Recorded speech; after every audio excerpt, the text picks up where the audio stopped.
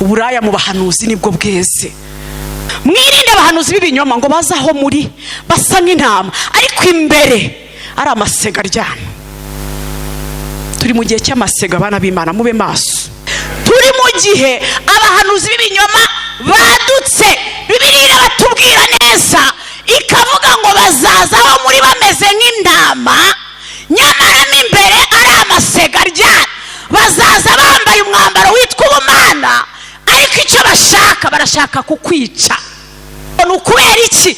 Ni ukubera ko inzira ijyana abantu kurimbuka yagutse kandi barimo kwigendamo ni benshi. N'abashumba bari kwigendamo, n'abahanuzi bari kwigendamo, n'abakomeye muzi barimo kwigendamo.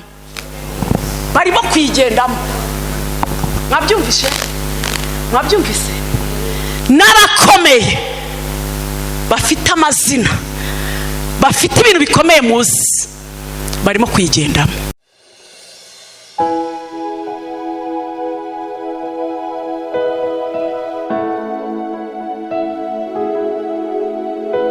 Bahaye ikaze mu ijambo ry'Imana mwese. Rero tugiye kuganira, turakwakiriye mushumba Pastor Imana igumugisha kuza kubana natwe. Turakwiyegereje kandi mu rukundo rwinshi, tunishimira ko uri hano ngo bane natwe. Imana igumugisha namwe mwese kandi mbahaye ikaze. Amen. Dusome ijambo ry'Imana, tugiye kuganira amagambo y'Imana uyu mwanya.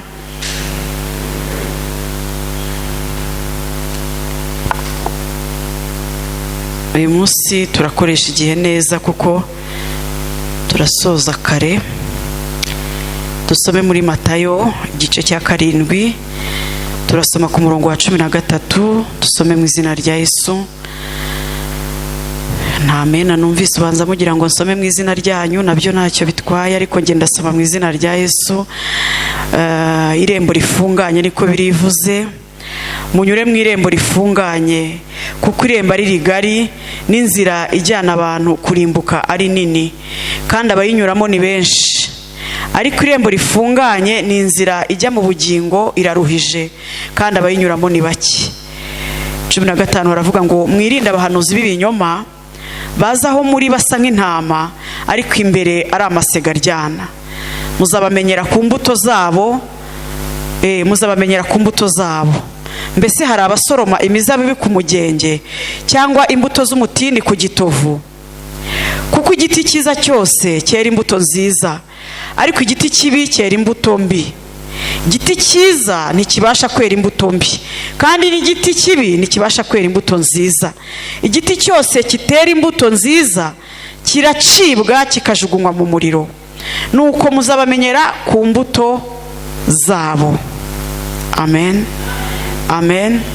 Umuntu wese umbwira uti mwami mwami, siwe uzinjira mu bwami bwo mu ijuru, keretse ukora ibyo Data wo mu ijuru ashaka. Mwami Yesu aduhana umugisha.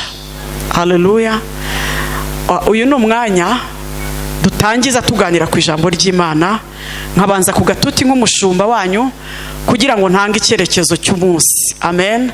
Sijya utanga icyerekezo, umwuka wera ni utanga icyerekezo, ariko uyu munsi utega amatwi amagambo tugiye kuganira nicyo cyerekezo turi bugenderemo. Imana ishimwe. Haleluya. Tugiye kuganira n'amagambo avuga ku irembo rifunganye. Bibiliya iravuze ngo tunyure mu irembo rifunganye, ngo ku irembo rifunganye ari irembo rifunganye kuko irembo ari rigari n'inzira. Munyure mu irembo rifunganye kuko irembo ari rigari n'inzira ijyana abantu kurimbuka ari nini kandi abinyuramo ni benshi. Ariko irembo rifunganye n'inzira ijyana abantu mu bugingo iraruhije kandi abayinyuramo ni bake. Imana ishimwe cyane. Haleluya. Haleluya. Bibiliya iradusaba kunyura mu irembo rifunganye. Iryo rembo rifunganye Bibiliya iradusobanuriye ko ari irembo rijyana abantu mu bugingo. Imana ishimwe. Abarinyuramo iryo rembo ni bake cyane, riraruhije cyane, n'abarinyuramo ni bake. Ngo ariko irembo rigari ni irijyana abantu kurimbuka kandi abarinyuramo ni benshi. Imana ishimwe. Bibiliya iratubwiye ngo hazaduka, ngo mwirinde abahanuzi b'ibinyoma bazaho muri basa n'intama ariko mo imbere muri bo ari amasega ry'Imana. Imana ishimwe cyane. mu Kristo tugiye kuganira uyu munsi, tugiye kuvuga ku kintu cyitwa imbuto. Amen. Imana ifashe, nabasengeye guturuka igihe cyose kinini mbasengera uyu munsi ngo muntege amatwi. Nsa nk'umuntu ugiye kuvuga ibintu bishaririye bikurikije n'ibyo mwifuza, ariko ibyo bishariri nibyo biri buze gutuma ukora kuri Yesu mukumvikana. Imana ishimwe. Unyemerere rero untege amatwi kandi witoze gukunda ijambo ry'Imana. Bibiliya ivuze irembo rifunganye n'irembo rigari ryagutse rijyana abantu kurimbuka. Abanyura mu irembo rigari ni benshi cyane, ni benshi cyane, kuko nta kondisiyo n'imwe iba muri iryo rembo rigari, nta n'ikintu kibujijwe muri iryo rembo ryagutse. Niyo mpamvu abantu bari kurigendamo ari benshi cyane. Hanyuma ikatubwira n'irembo rifunganye ko abantu bari kurijyamo ni bake, kuko niryo rijyana abantu hehe? Mu bugingo. Imana ishimwe. Nawe wicara utekereze impamvu irijyana abantu mu bugingo riri gucamo n'abantu bake. Imana ishimwe. Ni ukubera ko irembo rifunganye rirasabwa gukora icyo Imana ishaka. Ririmo rirasaba abantu guhinduka, ririmo rirasaba abantu kwitandukanya na za kamere bavukiyemo. Irembo rifunganye ririmo riracokoza kamere muntu, riyibuza ibyikunda. Haleluya, haleluya. Ririmo riracokoza, ririmo rirabyutsa kamere, ririmo rirashaka ko umuntu yitandukanya n'ibyo kamere ishaka. Bibiliya iravuga ngo ibyo umwuka ashaka bihabanye n'ibyo kamere ishaka, n'ibyo kamere yifuza nabyo bihabanye n'ibyo umwuka ashaka.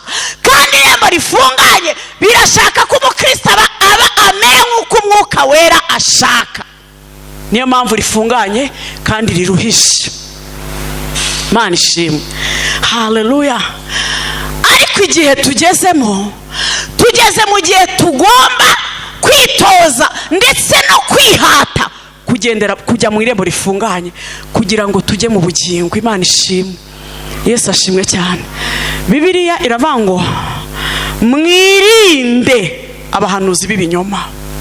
Tugeze mu gihe beze kandi bateye. Ufungura amatwi yawe y'umwuka unyumve, n'ay'umubiri uyantize, n'umutima wawe uwuntize, wumva amagambo Imana yashyize ku mutima. Imana ishimwe.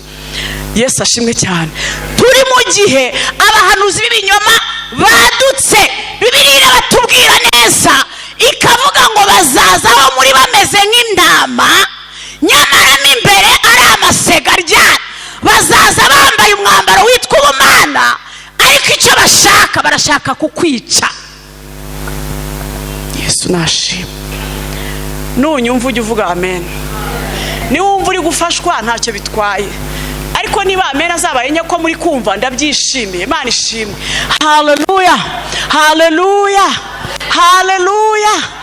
Ngo bazazaho muri bameze nk'intama, bafite ijwi ryoroheje, bakubwira Yesu nashimwe, bibombaritse, ariko intego itumye baza aho uri izaba ari mbi. Azakubwira Imana uko ayizi, kandi uko ayizi ni kubi, kuko ari uw'inzaduka. Amen. Bantu b'Imana, tugeze mu gihe abakristo tuzibye amatwi, tudashaka kumva icyo ijambo ry'Imana rivuga. Tugeze mu gihe tumeze nk'abashungerezi, ibyanditswe biri gusohora tubireba, hanyuma byasohora natwe tukaba mu mubare w'ababitangariye, kandi Imana yarabitubwiye kera. Nta mukristo ukwiye gutangara, ahubwo igikwiye kugutangaza ni igihe utari kumenya ko turi mu bihe Yesu yavuze. Icyo kigutangaze, kinagutera ubwoba, kinakuraza ishinga. Witangazwa n'ibikuba kuko bizabaho, nta n'ikizabibuza kubaho. Ibyo turi kubona none aha ni bike, ibiri imbere nibyo bikomeye. Nta cyanditswe kera kitazasohora, nta na kimwe. Ahubwo twe kurazwa inshinga no gutangara, ahubwo umurokore yivugurure, yitekerezeho, avuga ati areba irembo arimo aragendamo. Ese ni iryagutse rijyanye abantu kuvuka, cyangwa ni rifunganye? Aya magambo ni jyewe yanditse, ariko ntabwo bakiyigisha.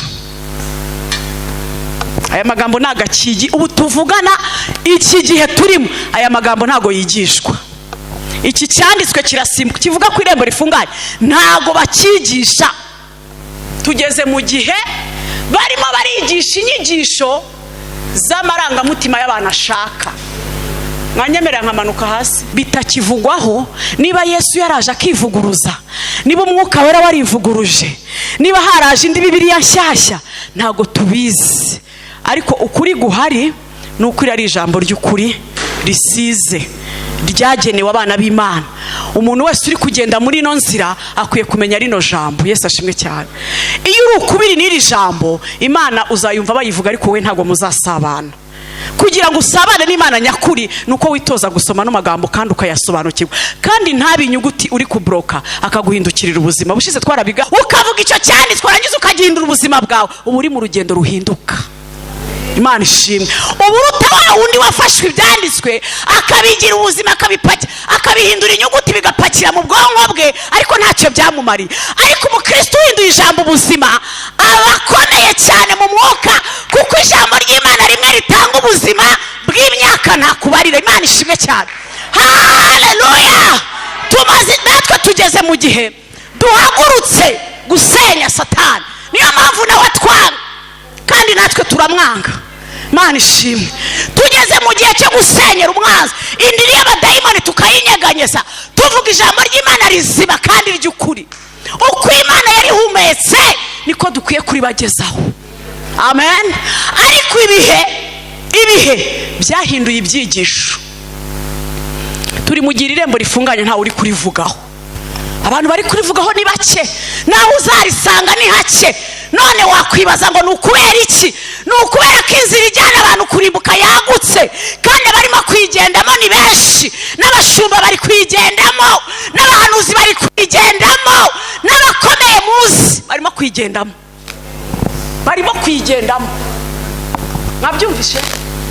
Mwabyumvise? N'abakomeye bafite amazina, bafite ibintu bikomeye muzi barimo kwigendamo. Satani ntawe adatinya, niyo mpamvu ugomba gushikama ukamurwanya. Haleluya. Bibiliya yavuze ngo mwirinde abahanuzi b'ibinyoma ngo bazaho muri basa nk'intama ariko imbere ari amasega ry'Imana. Turi mu gihe cy'amasega abana b'Imana, mube maso. Turi mu gihe uburaya bwavuye mu gusambana buri mu bahanuzi. Abahanuzi barimo barapasanya amagambo, akaza azi ibyawe tukazana njyewe akabimbwira, nagera iwawe ntawe navuge ko muzira, reka bari njye uvuga ukagira ngo nderetswe. Hanyuma wafumbatisha agahita anyakaho icya10, agahita ambwira ati nakujyanye ahantu naguhaye rinye. Ubwo rinye uzi icyo ari cyo, nuko yamubwiye ibyawe warabizi. Hanyuma nawe rero uraryohewe uti yewe nabonye umuhanuzi utanzi, ntabwo tuziranye kandi mama arimo neza. Abo ngabo ntabwo azasohoka iwawe utamuhaye akamverope. Ibyo ndabikubwiye. Nutayimuha ntabwo azagaruka, cyangwa azagenda atangira guhanure ko upfuye kubera ko utigeze umuha guhabye. Uburaya mu bahanuzi nibwo bweze. Araza hano agaperereza amakuru yawe mama Noella mutaziranye, akakubaririza, yangiza akajya kubibwira uwo bagendana, bakazakwinjirira. Umwuka w'Imana bawuhinduye ubusa, barimo baragaragaza ko umwuka w'Imana atagihishura kandi arahari arakora. Abahanuzi b'ukuri barahari, aberekwa barahari, Imana iribikiye. Ariko nshuti yanjye, mube maso kandi mwitoze kugendera mu irembo rifunganye. Niryo riri kutujyana mu bugingo nubwo riruhishe, ariko dufite imbaraga z'umucunguzi wadupfiriye zo kudufasha. Tugeze mu gihe bigisha ko kwihana bitakiri ngombwa. Ntago se mubyumva? Ntago mubyumva? Simwe muzi no guteranira ahantu henshi kundusha. Simwe mubyumva? Kwihana ntago bikiri ngombwa. Iyo wihannye ubupfobeje amaraso. Iyo wihannye ukabwira Imana ngo mbabariraho natsitaye uyu munsi, uri murapfobya amaraso. Niko inyigisho zimeze uyu munsi. Ndabeshya mukozi? Niko bimeze uyu munsi, niko bimeze. Ngo n'ubuntu ngo ni ubuntu, ahubwo bari gupfobya ubuntu. Bana b'Imana barimo barapfobya ubuntu. Ubuntu butazaza ngo buguhindure ntabwo ari ubuntu. Yesu niwe buntu. Iyo yageze mu muntu, umuntu arahinduka. Yaravuze ngo ni jye mucyo w'isi. Haleluya! Aravuga ngo unkurikira wese ntabwo azigera agenda mu mwijima na hato. Iyo Yesu yigiye muri wowe, ibintu byose byari byarakubase, ntabwo uba ukiri imbata y'ibyaha, uba imbata y'Umwami Yesu. Asifiwe, asifiwe, asifiwe. Oh haleluya, oh haleluya. None inyigisho z'ubunyama zaraje, zirimo ziratubwira ngo turi mu gihe cy'ubuntu. Upfa kuba warizeye Yesu gusa. N'ibyo wakoze kera, n'ibyo uri gukora ubu ngubu, yamaze kubikwishyurira wowe. Endereya. Niba usambana sambana, Yesu yamaze. Ariko mbese ubwo buntu twahawe twabuherewe kubupfusha ubusa, Jonathan?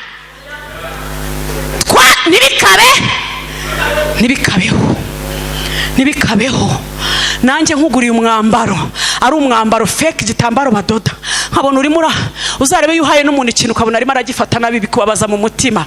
Kabone nubwo utabimubwira, ariko birakubabaza, kubera ko wowe cya kintu ni wowe uzi uburyo kukigura byaguhenze, ni wowe uzi uburyo kukimuha byagugoye kukibona, ariko we kuko yakiboneye ubuntu ukabona arimo aragifata nabi, birakubabaza. Noneho nkanswe umucunguzi waduhaye ubuzima bwe bwuzuye, akiyambura icyubahiro cye kugira ngo aze kuduha agaciro. Hanyuma ngo ese ndashaka ko mwicara mugafata umwanya wo gutekereza. Kubera iki ururimi rwo kwigisha ruhindutse ubu ngubu?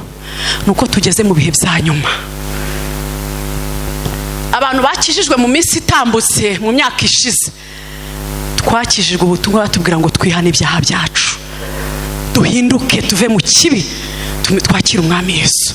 None ubu ngubu umukristo araza mu rusengero, nta kumubwira ngo yihane, ntago bikihari.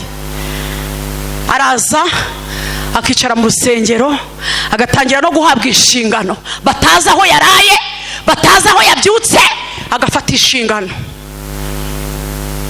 Niba muvuga gato gusa, urareba kamere y'ukuntu izamuka. Ngiye hariya naragiye bambwira iby'icyaha mu iteraniro, ndanababaye, sinzagaruka.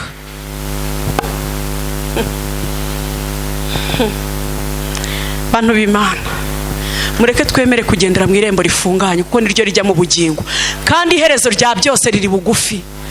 N'ubundi iherezo ryawe, amaherezo yawe nta kurama kutarangira, kutagira gute, kudapfa. None waramye wubaha Imana, bigutwaye iki? N'ubundi ku iherezo rifite, aho kugira ngo ugire iherezo rikujyana kurimbuka, wakwitoje kubaha Umwami Yesu. Hano hepfo haravuze ngo umuntu wese umbwira ngo mwami mwami, si uzinjira mu bwami bwo mu ijuru, keretse ukora ibyo Data ashaka. Nshuti zanjye, ujye umbabara nukumva uri hano ngo nusohoka ubisige. Mwuka wera w'Imana agenda atera abantu b'ijambo ry'Imana, ribameremo nk'imbuto, rishibuke mu buzima bwacu twese, rishibuke tuba abakristo bera imbuto. Ikintu cyitwa imbuto kirabuze mu bantu, kandi noneho impamvu kibuze nuko ari cyo Yesu ashaka. Yesu ntabwo akeneye abantu bavuga mu ndimi, oya, kuko umuntu avuga mu ndimi yica.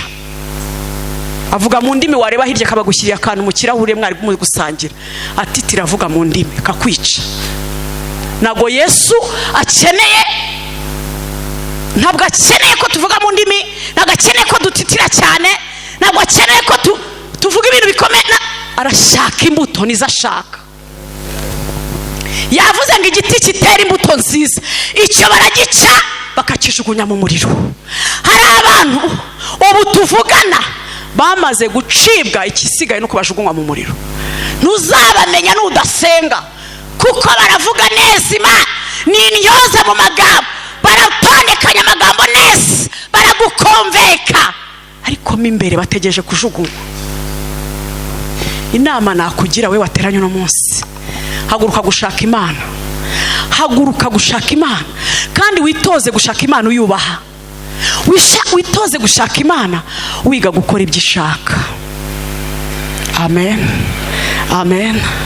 iri rembo rifunganye ritujyana mu bugingo, abarimo kurigendamo ni bake cyane, kubera ko rigize gute, riraruhije. Ni irembo rigusaba kurekura icyo kamere yawe ishaka. Amen.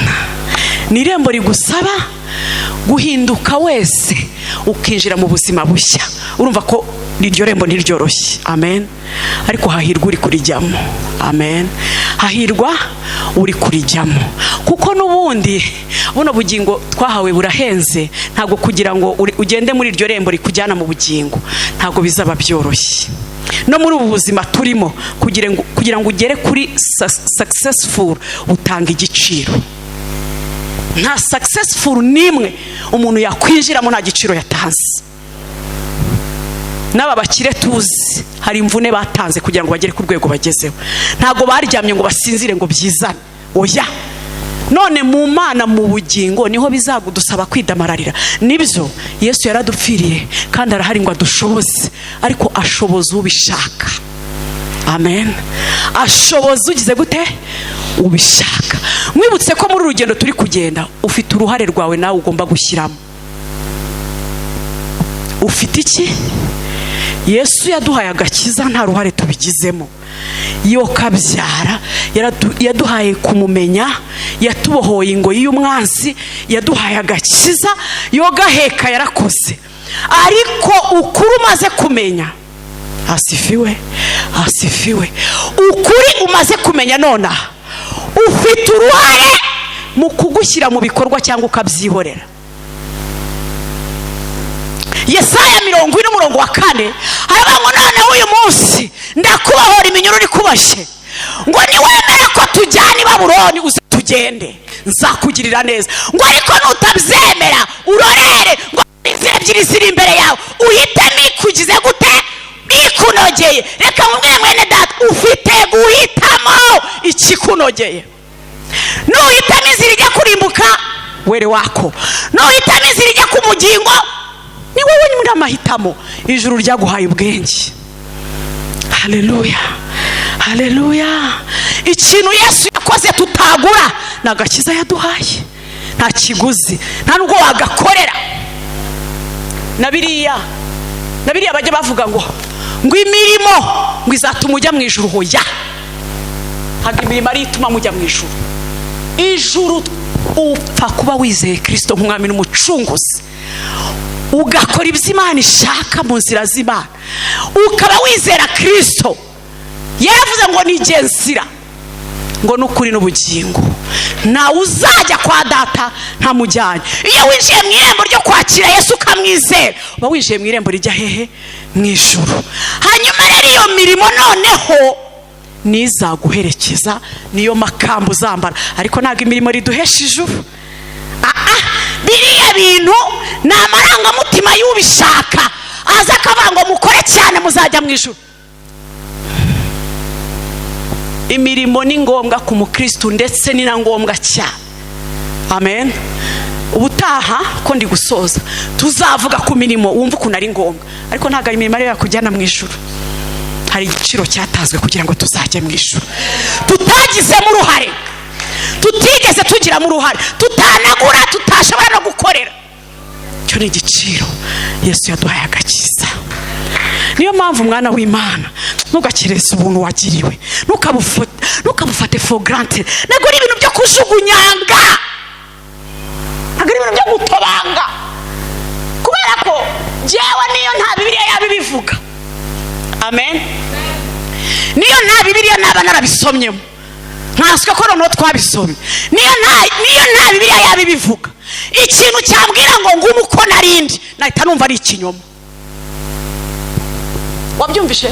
Ikintu cyambwira ngo yizire mu gakiza, ngo ukomeze wimerere kwa kundi ngo ntugire ikibazo ijuru, nahita mvuga ni bino bintu nubwo ntaho mbisomye n'ukubeshya. Ariko ikintu kinezeza nuko Yesu yinjiye muri njye wakampindura. Ikintu kinezeza nuko nakiri wa wundi. Nicyo kinezeza, nicyo kinyemeza ko ijuru rihari, nicyo kinyemeza ko agakiza gahari. Kubera ko umuntu ntiyashobora guhinduka, ariko iyo yakiriye Yesu arahinduka. Niba utaramenya n'ibyanditswe byinshi, basi cyane utekereze basi. bikuyabya basi icara uteke ushyire muri logique uvuga uti none ko bambwira ko haje inyigisho zivuga ngo twigumire turi mu buntu twidagadure, none se ubwo Yesu yaba yaraje gukora iki? Ugomba kubyibaza niyo waba utaragwiza n'ibyanditswe basi, ariko ugashyira muri logique. Bibashuka nshuti zanjye, bibashuka abana b'Imana, bibashuka wenda waza uratira Yesu ko ugifite intege nke akazigukiza, ariko wijya mu nzira yo gushukana, wijya mu nzira mbi. Niba ukibeshya ukirwara n'uwo mudayimoni, ngwino ubiratire Yesu. Ni ufite imbaraga zihagije bose zo gukiza ababembe z'umutima. Niwe gusa ushoboye gukiza umutima wawe, akanagukiza buri kibembe cyose ubana nacyo. Niba ugisambana ukaba warakira Yesu ukumva ukineshwa, ngwino umuratire ibibembe byawe, n'umugeraho ukamukora, azagukiza ibyo bibembe, azagukiza. Ariko wikwemera ko abantu bagusasibiriza, bakumotiva muri icyo kibi cyawe urimo. Imana iturengere bana biba, ni ukuri. Imana idutabare, Imana igire gute? Idutabare, Imana idutabare. Abahanuzi barahari b'ibinyoma. None ko Yesu yabivuze tutaranabibona, none turi mu gihe turi kubibona gutya kuri tere neza. Ikizamukubwira nta mpuhwe azaba agufite na nkeya, nta mpuhwe zawe afite. Arimo arashaka icyo ufite ngo akigukuremo gusa. Azemera aza guhanurire. Ubu abakristo benshi babitsa amasezerano y'amahuri kubera amarangamutima y'ababazi imbere ngo nabahanuzi. Mwene uwo ntazigera kubwira ko ugomba kwihana, ntabwo azigera bikubwira. Akore kuri kamera yawe y'icyaha umwange, kandi ashaka amaramuko muri wowe ntashobora gukoraho, ntibishoboka. Azakubwira ko ugiye i Buraya. Nshuti zanjye bagoshene, ndashaka Mwuka Wera afashe mbakuremo aka kantu ko kujya babashukisha ibintu twarabihawe muri Kristo, ntabwo tubibyiganira. Ni ibyacu, ni ibyacu, ni ibyacu. Uko urushaho gusatira wegera Yesu, niko urushaho gusatira icyo ushaka. Icyo ushaka ukeneye nta wundi ugifite, ni Yesu mu biganza bye. Arimo barakora. Ndashima Imana yandebereye kuva kera, itarigeze ituma mbungagira amatorero, itarigeze ituma niruka inyuma y'abantu. Nakirijwe ahantu hamwe ndahaguma, umushumba arandera mpaka nanjye ndi umushumba wanyu. Sinigeze. Imana yaramfashije, ntabwo ari uko nagize ubwenge bwinshi, ni Data wamfashije. Senga Imana igufashe, bareke kubarogesha ibyo kurya byanduye, bareke kubagaburira ibintu bipfuye kuko nabo barapfuye. Imana ibafashe. Barimo baragirirwa ubuntu. Nimurebe ko twebwe tugisengera izi kamera, twe turacyabisengera ngo Imana idufashe tujye online, sibyo ra? Hari ababigira ubuntu bwo kubibona, ariko batutse Imana ku mugaragaro, basebeje Imana ku mugaragaro. Kandi bwari uburyo bwiza bwo kwagura ubutumwa bwiza bukagera ku mpera y'isi. Ariko Imana yaravuze ngo niyo mutankorera mwebwe, ngo n'ibiti n'amabuye bizankorera. Imana yirwanaho mu bushobozi bwayo, ntabwo izabura kugeza ubutumwa no ku mpera z'isi. Ntabwo bizabura. Twagira umugisha umwana w'Imana azana kamera, basi iki cyigisho kigende gikwira isi. N'abandi barozwe mu butumwa bupfuye basi bongere babyuke. Turashima Imana, haracyariho abakozi b'Imana bazima babashije kujya kuri YouTube buzuye ubuntu bw'Imana, basi nabo mpora mbasengera ngo ubwo buntu bubagumeho. Dufite abapaseri beza bazima bavuga Imana neza, akubwira Imana ukayumva cyane, ukumva mu magara yawe uri gukira wumva. Nanjye mbatega amatwi njya mbumva bakirimo Imana. Nicyo kintu ushimira Imana, ntijya yiburira. Hari abifite kandi bafite n'ubwo buntu, bari online, bari kuri YouTube, bari ahantu hose barimo baravuga ubutumwa bwiza. Hari abantu barimo kubaho. Igitumu bwa Satani bufite umurego, akorana umwete cyane ko arabizi ko afite igihe gito. Mwigendana n'umurego w'abadayimoni. Mushaka Imana bigishoboka kibonwa, dushaka Imana bigishoboka. Iyo Bibiliya ivuze gutyo bisiguye ko hari igihe bitazashoboka. Kandi bantu b'Imana, mwari muzi ko n'ubu tuvuga nari igihe bidashoboka. mu minsi ishize mukecuru wa mima ari mu bitaro, bazanye umugabo yaramuryamye iruhande, bazana umugabo wari ukarabye agiye ku kazi yambaye, atsikira kuri esikariye ahita kubita imbavu hasi. Yari ari muri urgence, imbavu zatandukanye, arimo araruka ibintu bikomeye adabasha guhumeka insigane. Yari mu gitondo ari muzima. Reka mbabwire, ubuzima bw'umuntu buno satani yoshya butuma tutubaha Imana nubwo akantu gato gusa. Ejo bundi nanyereye iwanjye mu nzu werari, ndanyerera ku makarosi, hari amazi ntayabonye, ndatanyuka ndwana no kwiramira, nari nambaye igitenge cyonyine, kandi umukozi muhamagaye ngo aze duhanagure muri magaze andi imbere, ndwana nuko ntambara ubusa, ndatanyuka nkubita umugongo hasi, numvisha amaboko ya Yesu gutya, numva ko amfashe. Nukuri yo ntagira Kristo mba naravunaguritse, aka kagufa aka katangirira hano ku kibuno karababaye, n'ubu karacyandya. Tekereza iyo Yesu atandamira kagaturika, karani kabi. Reka mbabwire, ihora itubereye maso. Ubuzima bwa muntu ni buto cyane, niyo mpamvu satani aturiganya kubaha Imana. Kandi umuntu wubashye Imana ararama. Bibiliya iravuga ngo mwubahe Imana kugira ngo muramire mu isi. Twubahe Imana kugira ngo turamire mu isi. Nukuri ikintu satana biba mu bantu ni ugutuma abantu basuzugura Imana, bakayigiza kure yabo. Icyo abagambiriye ni iki? Abagira ngo abone uko abariganya.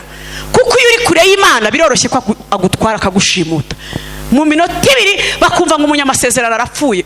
Kubera iki? Yari afite amasezerano ariko ntabwo yabaga bugufi bw'Imana. Icyo kintu warukize. Imana itugirire neza. Imana itugirire neza. Mwuka wera adushoboze kubakika mu buryo bw'umwuka. Imana iduha urukundo rundi rushya rwinshi rugwiriye rwo kuyikunda. Erega ntago bino bintu bipfa kuza. Hari n'igihe wabyuka mu gitondo aribwo bakubwiye Imana, ntago kuyikunda bihita biza. Ariko kurushaho gusenga mu gatege kawe gake, umutima ukunda Imana, Imana irawuguha. Imana itugirire neza. Ndasoje, twaganiraga ku ijambo rivuga ku mbuto. Imana ikeneye umukristo w'imbuto, ntabwo ikeneye umukristo w'amagambo wicara presenta ko ari umukristo. Nibyo n'abamuturanye barakubona ubyuka ujya gusenga, ariko se barakubona aho iyihe mbuto mwene da? Ese ushobora kuvuga ubutumwa utavuze muri karitsiye, bakavuga bati jewe nziyunga kuri uriya muntu, njya mbona uriya muntu abyuka ajya gusenga, kandi mbona uriya muntu ari umunyamico myiza, jewe nzamukurikira. Ugasanga uvuze ubutumwa nta kanwa ubumbuye, imbuto zawe zikabwiriza abaturanyi nabo mubana. Ariko noneho hari igihe ubura imbuto nukureba akavuga ataho kugira ngo njye gusenga nka runaka nabireka, kura ni dayimoni ndenze jewe, ukumva umuntu arakurondoye. Kubera iki? Uravuga ko usenga ku munwa ariko ibikorwa byawe ntago nta mbuto. Imana iduhe kwera imbuto z'abihannye, Imana iduhe kwera imbuto z'abamenye Kristo, duse nawe, tugende nkawe, dukora ibyo ashaka. Ubwami bwo mu ijuru buzaba ubwacu. Duhaguruke dusenge. Haleluya Yesu. Oh Yesu, ngiye kugusaba uzamura isengesho, ubwira Imana ngo mpa imbaraga zinesha isi, ubwira Imana ngo mpa imbaraga zitsinda isi, mpa imbaraga zitwara isi. Kuko Bibiliya ivuga muri Zaburi, haravuga ngo isi, ijuru ni iry'Imana, isi ni yacu. Haleluya. None niba Imana aratugabije isi, Imana isaba imbaraga zitwara isi, isi ye kugutwara. Mana nziza, nyir'ubutware, nyir'ubushobozi, Mana y'urukundo, turi imbere yawe nyakubahwa Imana, turagushimye kubwo ijambo ryawe. Ijambo ryawe Yesu rirusha ubugi inkota zose. Ijambo ryawe niryinjira mu mitima yacu. Ijambo ryawe ni indorerwamo twireberamo papa. Nyamara riri jambo rihinduka indorerwamo, aka kanya turyireberemo, maze uduhe kumenya uko dusa, uduhe guhinduka Yesu, uduhe kumenya uko ushaka. Uratubwiye ngo bavuga mwami mwami ntabwo ariko bazakubona, ngo keretse ukora ibyo ushaka. Natwe duhe guhinduka, duhe kwera imbuto z'abihannye, duhe kwera imbuto z'abera, duhe kwera imbuto ushaka Yesu, kugira ngo tuzabane nawe mu bwami Yesu. Tukiri muri iyi si duhe imbaraga zitsinda isi.